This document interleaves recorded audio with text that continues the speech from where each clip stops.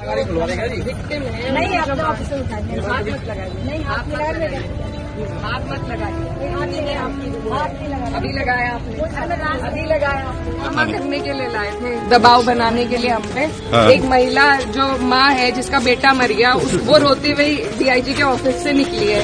ये इनकी तमीज है बात करने की। अब यहाँ हमें तमाशा बनाने के लिए लाए थे। वो कत्ल भी कर दें तो चर्चा नहीं होती, हम आह भी कर दें तो हो जाए बदनाम। जी हां, यही हुआ है कैराना सांसद इकरा हसन के साथ, जहां सत्ता, पुलिस और लोकतंत्र तीनों पर सवाल खड़े हो चुके हैं, क्योंकि तीनों ही सत्ता के नशे में इस कदर चूर है, चाहे आम हो चाहे खास, किसी को कुछ समझते हुए दिखाई नहीं दे रहे हैं।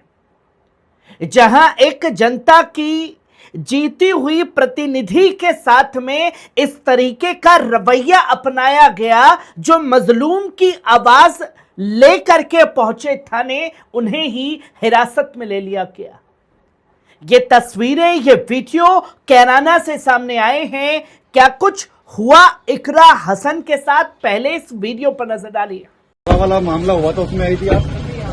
अच्छा, तो क्या बातचीत हुई थी आपकी यहाँ? नहीं, आप तो ऑफिस में उठाइए, हाथ मत लगाइए। नहीं, हाथ लगाइए, हाथ मत लगाइए। अभी लगाया आपने, अभी लगाया, अभी लगाया।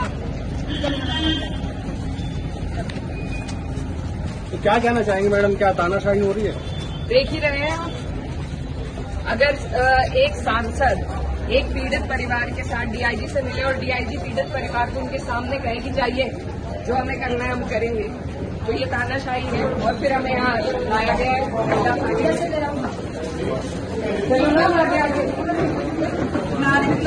मेरे हाथ क्यों लगा रही है?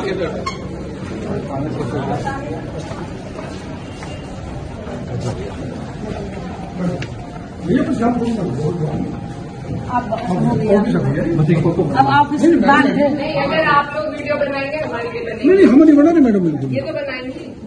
हम कोई नहीं बना।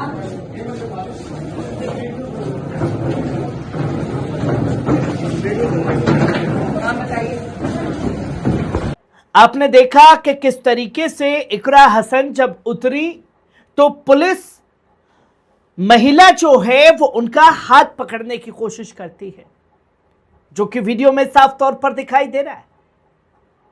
और इस तरीके का रवैया अपनाया जाता है, उन्हें थाने में बैठाया जाता है। क्यों? क्योंकि इकरा हसन का जुर्म सिर्फ इतना था कि जिस मजलूम के साथ में नाइंसाफी हुई है, उसकी दरख्वास्त लेकर के डीआईजी अभिषेक के पास पहुंचे थे और डीआईजी साहब ने दोनों को ही दरकिनार करते हुए आरोप लगा दिया कि यातायात में बाधा डालने की कोशिश की गई और थाने में ही बैठा लिया गया इकरा हसन को।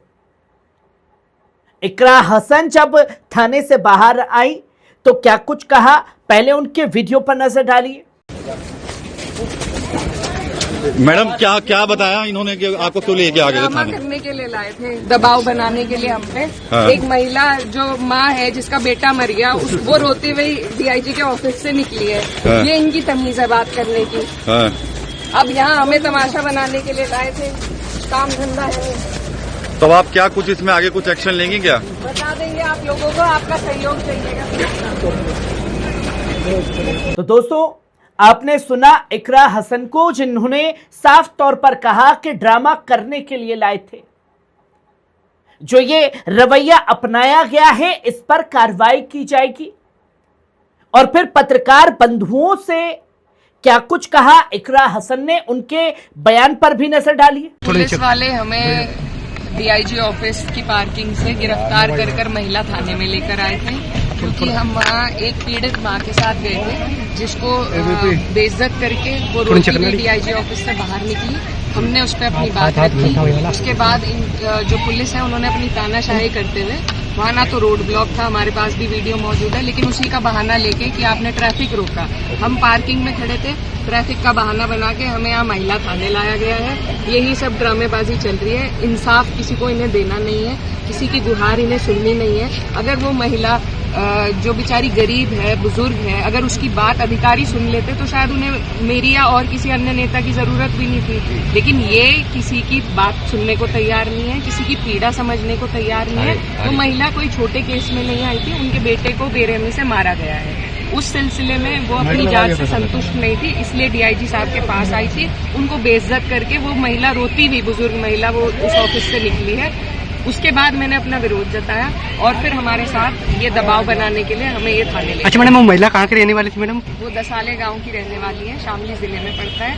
पिछले अगर आप फॉलो कर रहे होंगे, उनके बेटे की हत्या हुई थी। उस सिलसिले में, उसकी जांच के सिलसिले में हम इनसे मिलने आए थे, लेकिन उनको कोई उनके लिए कोई हमदर्दी इस प्रशासन में मौजूद नहीं। अच्छा, आपने आपकी सुनी बात?